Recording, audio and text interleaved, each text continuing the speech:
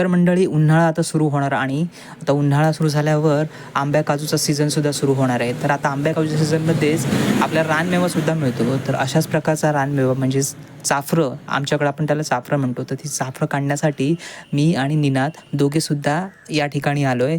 ही आमच्याच वाडीतलं एक ठिकाण आहे. तिथे एक झाड आहे चाफराचं. तर त्यावर भरपूर प्रमाणात जाफरं होती. तर रोज मी म्हणायचो की आज ना उद्या तरी काढावे लागतील, आज ना उद्या तरी काढावे लागतील. तर आज तो योग आला आहे. तर गेल्या कित्येक वर्षात या रानमेव्याची चवसुद्धा घेतली नव्हती आणि आज योगायोगाने चाफरं दिसली आणि ती पण भरपूर प्रमाणात आहेत. पण नशीब एवढं खराब की ती चाफरं आहेत ती उंचावरती आहेत, त्यामुळे जास्तसुद्धा भेटली नाहीत. पण जेवढी भेटली तेवढी आम्ही चाफरं काढली. यामध्ये बऱ्यापैकी चाफरं पिकलेली होती, पण काढताना टाळ जेव्हा मोडत होते तेव्हा ती चाफरं घळत होती.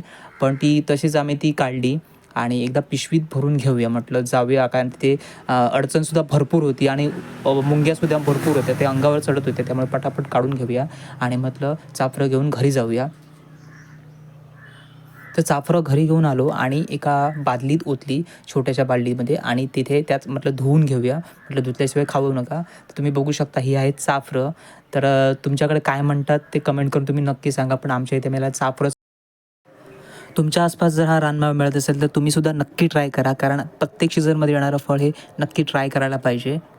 याची चव आंबट गोड लागते, पण खायला खूप मजा येते. तर हा व्हिडिओ जर तुम्हाला आवडलास, ह्या व्हिडिओला लाईक करा, शेअर करा, चॅनलला नवीन असाल तर चॅनलला सबस्क्राईब करा.